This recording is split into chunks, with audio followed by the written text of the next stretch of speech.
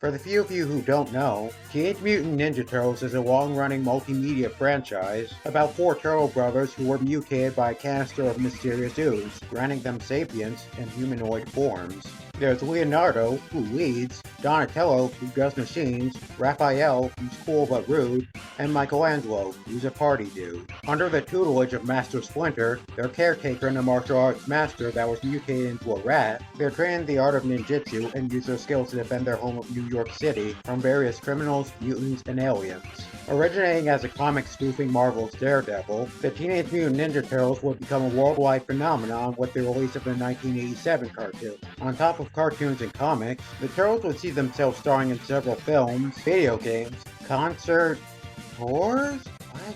Many embarrassing straight-to-video features, a short-lived live-action series that we do not talk about, and tons of merchandise. On the animation front, the Turtles would have several cartoons, each one having a very distinct tone and direction from the others. From the goofy 87 cartoon, Teenage Mutant Ninja Turtles, to the generally much more serious 2003 cartoon, Teenage Mutant Ninja Turtles, to the 2012 CG series that acted as a middle ground between the two, being somewhat serious while also not being afraid to be comical. And it's also called Teenage Mutant Ninja Turtles, because that's not confusing at all. Which leads us to the franchise's latest animated outing, Rise of the Teenage Mutant Ninja Turtles. Released for Nickelodeon on July 27, 2018, Rise was a very unique take on the franchise. It would have a more comedic tone when compared to its last two shows, utilize a shorter 11-minute format, adopt a distinct angular art style, heavily altered pre-established characters and lore, and most shockingly of all, have a title that isn't just Teenage Mutant Ninja Turtles.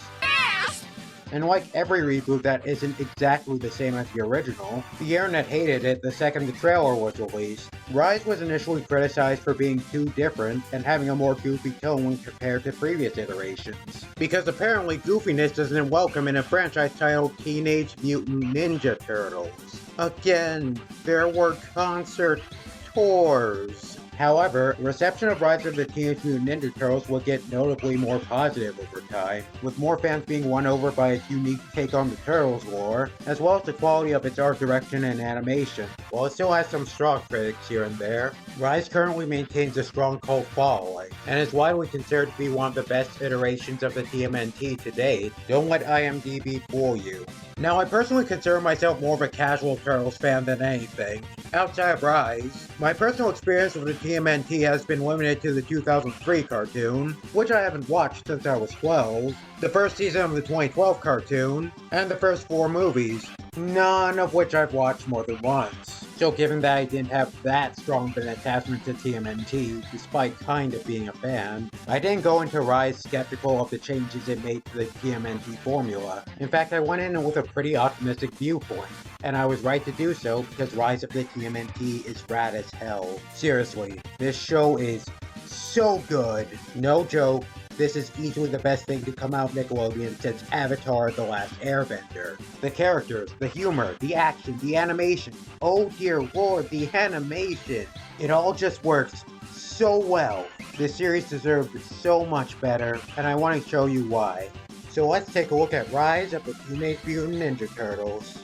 Like the previous shows, Rise of the Teenage Mutant Ninja Turtles is about the titular Turtles defending New York City from evil mutants and the Foot Clan. However, there are quite a few twists in the Turtles' formula this time around. For starters, the show has a greater focus on the mystical side of the TMNT mythos, with the Turtles' weapons now granting them magical abilities, and the cast regularly visiting the yokai world, a place where mystic beings known as yokai reside, who long predate mutants and what humans, as well as the Turtles, transform into when exposed to the ooze via Ooskitos, creatures created by one of the main villains that were unleashed upon New York. So yeah, this isn't your typical Turtles story. The show would also significantly change the characters' personalities, while also introducing various new supporting characters and villains. Again, while these changes were jarring to some, I'm personally of the philosophy that, unless it's something like whitewashing a character, it really doesn't matter how different an adaptation is from the original source material, so as long as it's good under its own merit.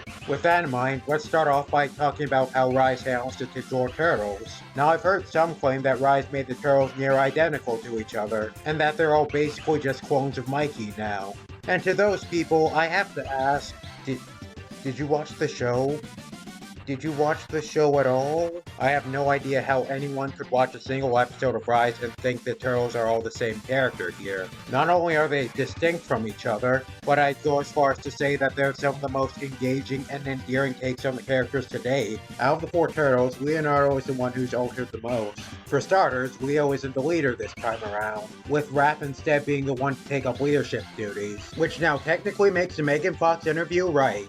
Unlike other iterations of Leonardo where his personality is just being the leader, Rise portrays Leo as more of a cocky, laid-back character. He's overconfident, snarky, and doesn't take very many things seriously, but beneath all of that lies a truly capable ninja. He's repeatedly shown to be the most skilled of the Turtles, as well as a better strategist than Raph, to the point where he could be leader if he wanted to, he just lacks the motivation to do so, an aspect of Leo's character that will likely be explored in the movie. Also, he's voiced by Ben Schwartz, and you can't go wrong with that. Overall, really fun and interesting take on Leonardo. Raphael is the leader now, and as opposed to being a temperamental tough guy, here he's much more of a good-natured, gentle giant. While he's just as much of a goofball as the other Turtles, Raph is also the most responsible of the four, and is always looking out for his younger brothers. He also often struggles with the responsibilities that come with being leader, and isn't the best in regards to coming up with plans and strategies. Seriously, the dude tries so hard to be a good leader, but it's clear that he's just not cut out for it. Again, we'll probably see this examined more in the movie. I can personally get behind making Raph a more supportive, easygoing character. I mean, do we really need to see another version of Raph go through a character arc where he butts heads with Leo and eventually learns that he shouldn't be an asshole? So yeah, I'm down with cool big bro Raph. Donatello, as per usual, is the best turtle and I love him. While traditionally portrayed as more bookish and awkward, here Donnie is a snarky bastard and an arrogant genius who will tout his intellect any chance he gets. He's without doubt the funniest character in the show, with his dry quips and unrelenting ego always managing to get a laugh out of me. That said, despite his egotism, Donnie is also desperate to get validation from others, particularly from his family, and often has trouble relating to his brothers due to his more intellectual interests clashing with theirs. This is further emphasized through his choice to use his technology in combat, in contrast to his brother's mystical weapons, with his lack of magical know-how also being a sore spot for him. Donnie's equal parts insecure and egotistical, and I wouldn't have him any other way.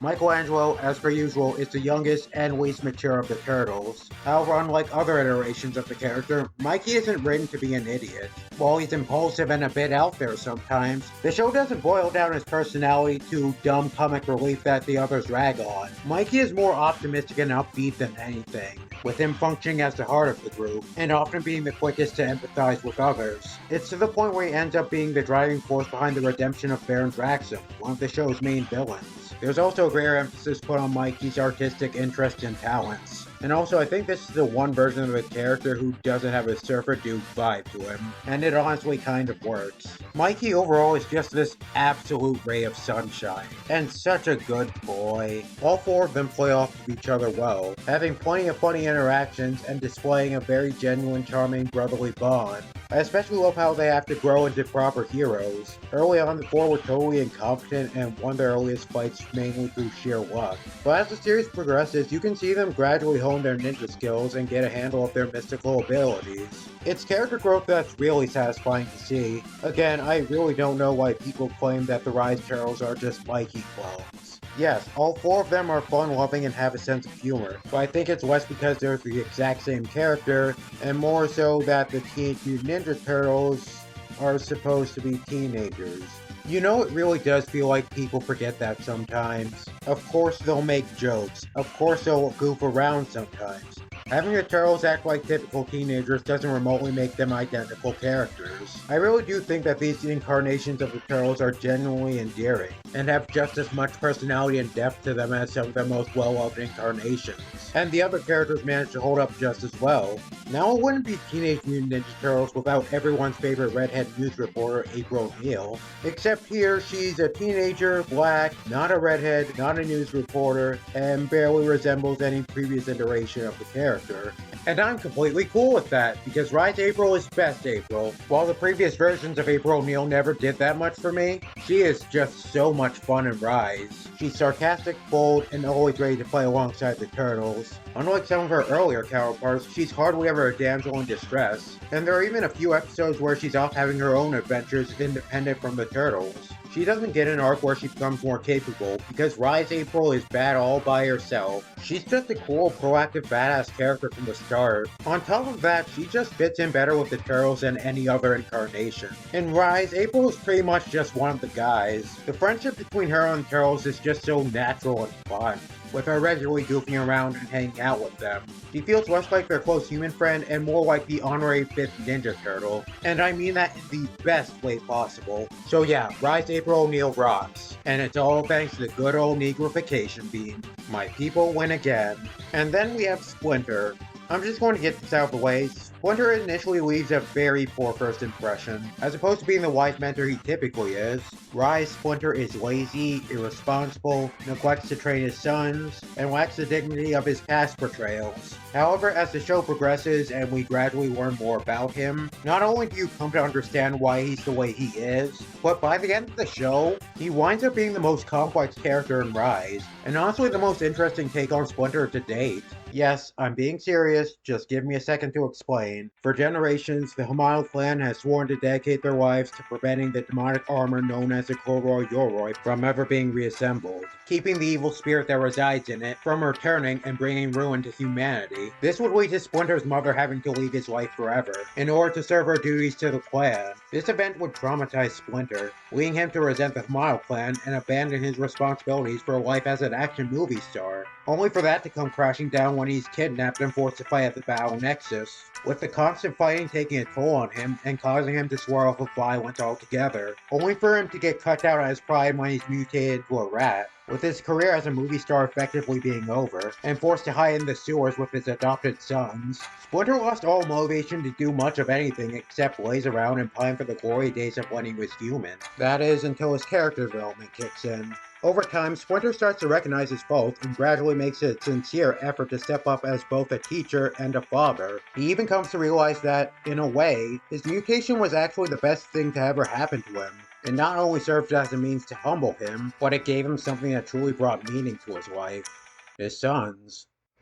And people were comparing him to Peter Griffin, frigging and me. I also have to mention that I love his relationship with the Turtles. The show puts a great emphasis on Splinter's role as a father, and it's just so wholesome. Despite his flaws, the Turtles just love Splinter so much, and it's very apparent that they mean the absolute world to him. I especially like how the Turtles always call him Dad as opposed to Master Splinter or Sensei, and I have no idea why more Turtles things don't do this more often. It's adorable and I love it. While he's more comedic than other incarnations, that doesn't prevent Rise Splinter from being a great character, who can and will throw down when his family's in danger. Fun fact, by the way, Splinter's voice actor also voiced Tiger Claw, the serious mercenary dude from the 2012 show. Rise has a few gags referencing this, and it's both surreal and hilarious to hear Splinter's voice come out of a serious villain who wants to kill the Turtles. Summon your master, or the little one goes into the furnace. I look good. Clothes of a teen, body of a Greeker.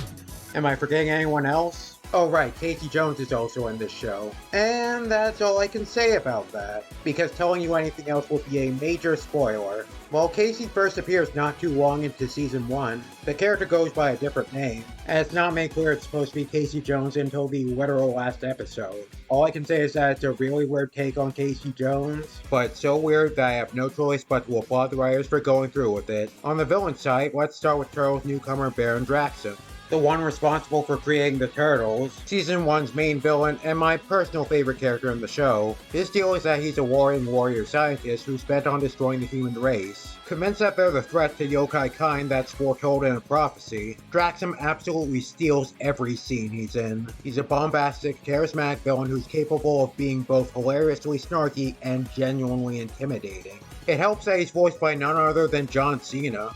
At least in the first season. Roger Craig Smith takes over for him in Season 2. Funny how the show has two voice actors who play Sonic the Hedgehog. Regardless, both provide absolutely glorious performances that give this character even more life. I also really like his development in Season 2, which stems from Mikey convincing the others to protect the weakened Draxum from the Hidden City Police, since regardless of intent, he was still the one who created them. And out of gratitude, Draxum is willing to try and give humans a chance and comes to genuinely care about his new family. family. He also winds up becoming this domineering lunch lady in April's high school, and it's just so funny. Unfortunately, this new dynamic between Draxum and our heroes isn't fleshed out that much. Although it's not really the show's fault, given that Nickelodeon very silently halted production of Rise, leaving them no time to fully explore Draxum.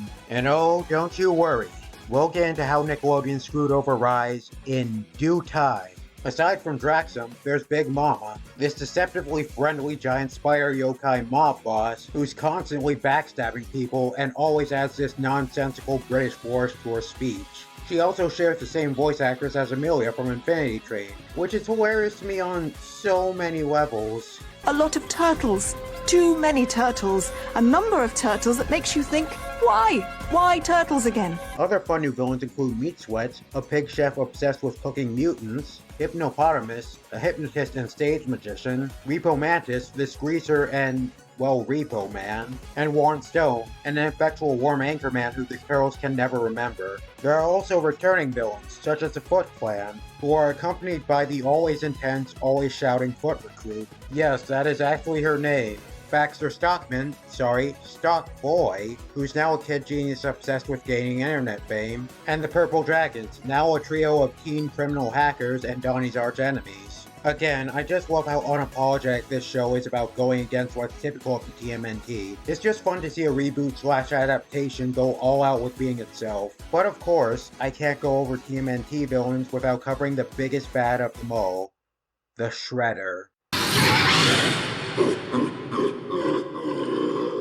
Rise, unsurprisingly, handles the Shredder very differently from other Turtles works. Despite being the flagship villain of the franchise, initially, promotional material didn't even allude to his existence in this continuity, leading some to believe that he simply wouldn't be in this show. However, as Season 1 progresses, you start to notice that the Foot Clan seems to be planning something that involves collecting pieces of a dark armor.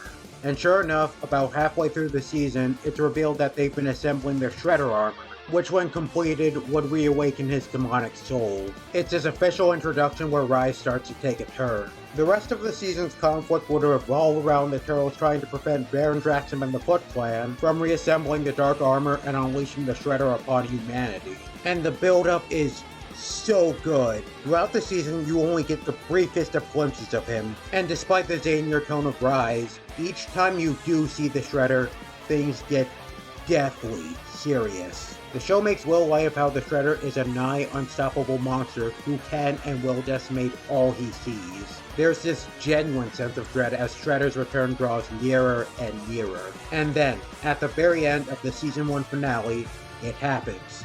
The Shredder returns. And my god does he live up to the hype. The scenes with the Shredder are nothing short of visceral. Literally everywhere this guy goes, destruction follows, and it's absolutely glorious to watch. All of this, combined with a sick as hell design, makes for what very well may be the most terrifying take on the Shredder to date. Also, without getting into spoilers, I think that his new backstory is pretty cool. I just wish the show had more time to focus on it. So now that we've covered all the characters, it only makes sense to go over how drop-dead freaking gorgeous this show is. As much as I love the show's characters, humor, and take on the Turtles lore, what makes Rise truly special is its brilliant art direction and stellar animation. Holy crap. No joke, Rise of the Teenage Mutant Ninja Turtles is one of the most stylish, visually stunning made-for-television cartoons ever made. In contrast to most modern cartoons, which opts to draw its characters with a more round, softer look, Rise of the TMNT's characters are drawn in a more angular style with sharper edges, giving them a more standout look. The character designs are simply brilliant. Each design just has so much personality. It's to the point where you can tell who these characters are and what they're all about just by looking at a still image of them. I especially love how distinct each of the Turtles look. While works like the 2012 show and Batman vs. Teenage Mutant Ninja Turtles also do a good job with making the Turtles look distinct, the Rise designs have so much more personality and individuality to them. Details like making Raph the team's tough guy with a soft center large and bulky, giving smart guy Donatello a techno shell and goggles, and having Mikey the youngest and most childish wear knee pads with crude drawings on them, just adds so much flavor to these characters. I'm sorry, but I can't understand how anyone couldn't like these character designs. I'd honestly say that this is the best they've ever looked. We've come so far from the days of their one physical identifier being the color of their masks. And then there's the animation. Oh lord, the animation is fantastic! While in the early episodes the characters can feel a bit stiff during non-action sequences, the show's able to make up for it through good posing and character expressions. Fortunately, the animation does get livelier after the first few episodes, with there being some great character acting on display. But where the animation truly shines is in its fight sequences. Whenever the show's due for a fight scene or an action sequence, you better believe you'll be getting some Sakuga level animation. Rise of the Teenage Mutant Ninja Turtles has, without a doubt, some of the most buck-wild, creative, fun, detailed, intense fight scenes ever put into animation. With fight choreography that's nothing short of sublime, the Mad Lads at Flying Bart, the animation studio behind Rise, always bring a superb level of detail and energy to each action sequence, to the point where it's almost overwhelming to watch at points. Like for real, there is some studio trigger level crap that's going on in Rise. As a 2000s kid who grew up consuming anything with fighting in it, and desperately misses back when action cartoons were more prevalent, I cannot tell you the last time I felt this hyped to see characters just fight each other. Back when the show was still airing, it always made me feel like a kid again to tune in to watch these characters throw down on a weeknight. If you want a prime example of the kind of chaotic energy that Rise of the TMNT regularly brings, look no further than the Evil League of Mutants, the 11th episode and the point where the show really comes to its own.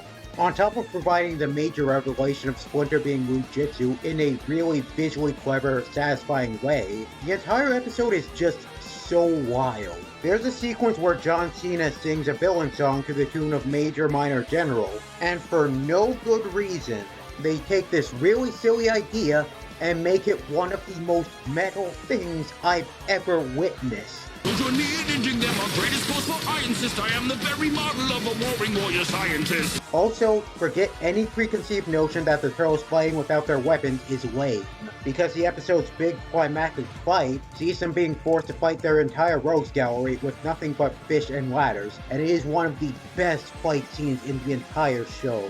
The entire sequence is just so creative and fun. This really should have been lame, but no, yet again, they took a really dumb idea and made it amazing. Seriously, if you haven't already, please watch this show, it's absolutely nuts.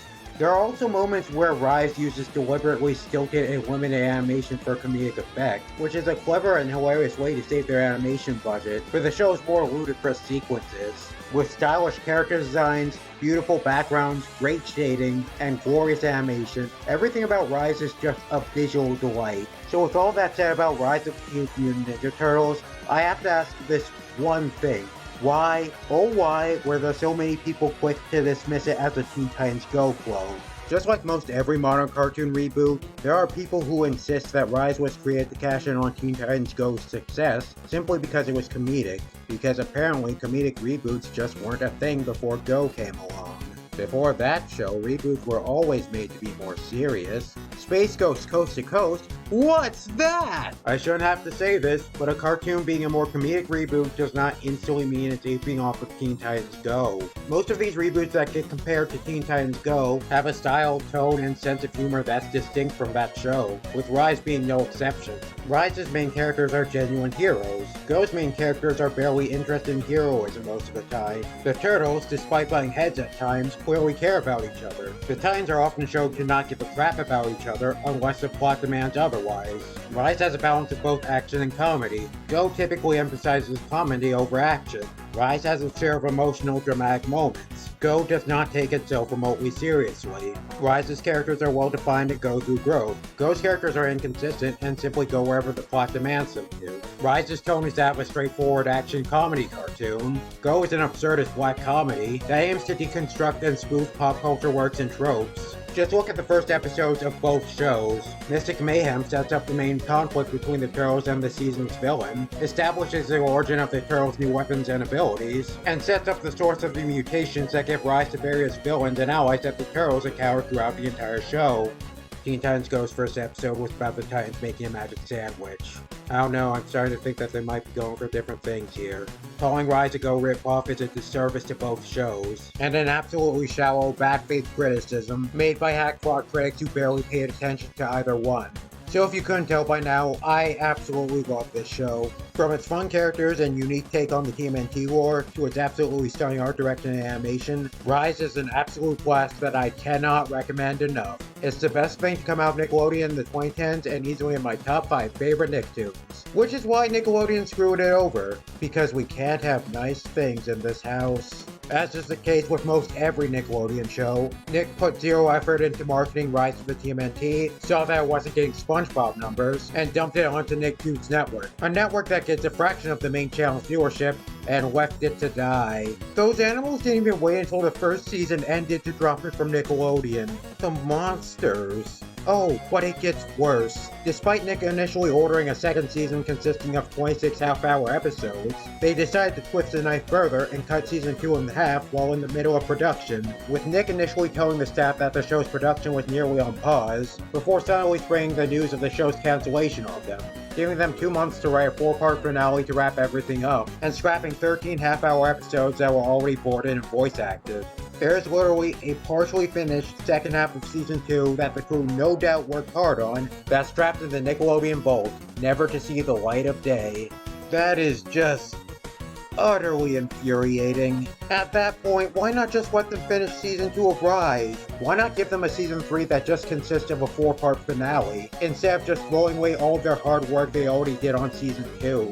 Not even the Owl House got screwed over this badly. Yes, making season 3 just 3-hour-long episodes sucks, but at least Disney told them ahead of time so the crew could plan accordingly. At least they weren't forced to throw away their hard work. We were going to get an episode on how April met the Turtles. You took everything from me, Nickelodeon! This relates to probably the one serious issue I have with Rise of the TMNT. Because this cancellation was sprung onto the crew so suddenly, and forced them to throw away what was intended to be the second half of Season 2, there are a number of plot threads that get set up only to be abandoned. Season 2 introduces a mysterious masked bodyguard who works for Big Mama that has a distinctly turtle-esque design. What exactly this character's deal was never addressed, and her identity and potential relation to the Turtles remains shrouded in mystery, even though it's totally best to Milo. The Season 1 finale also reveals that Mayhem, the pet mascot of the show, was actually an agent sent by the Hidden City to spy on Draxum. This was no doubt supposed to lead to conflict with our heroes since they're now protecting Draxum,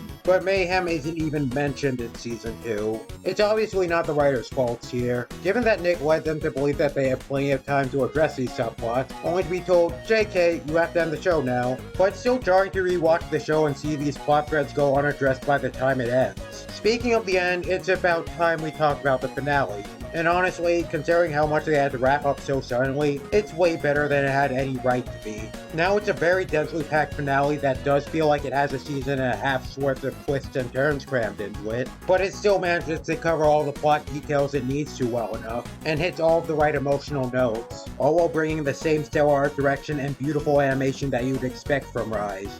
It's a great finale in its own right, but man, did it still leave me wanting more. I understand that Nickelodeon screwing over a show before it can take off is to be expected at this point. After more than 15 years of pulling this crap, I'm usually numb to Nick's shenanigans. But what happened to Rise absolutely breaks my heart. It's a fun, well-made show that deserves so much better. I really do believe that if Nickelodeon played their cards right and actually tried to promote the show, Rise of the Teenage Mutant Ninja Turtles could have been such a big deal for the network. Again, there are barely any straight action cartoons anymore, and Nick could have very easily capitalized on that through Rise. But Nickelodeon would much rather disregard a show that's a fresh and unique take on a beloved property, and instead promote reboots that range from being painfully safe and unremarkable to whatever the hell was happening with Fairly Otter. Like, jeez man, what even was that show? Now, it's not all doom and gloom for Rise of the TMNT. The first season was released on Netflix recently, and it's even set to get a movie released on the same platform this August, where the Turtles will be pit against none other than Mother Friggin' Krang.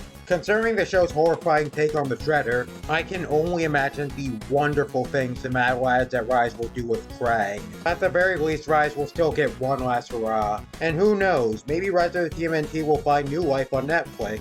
I mean, there's no way it's coming back, especially given how much of a dumpster fire Netflix is right now, but it still could end up gaining a larger audience. Either way, despite everything the show went through, from network meddling to bad faith criticism, I truly do believe that Rise of the Teenage Mutant Ninja Turtles is destined to go down as one of Nickelodeon's all-time greats. No ending joke this video, just please go watch Rise.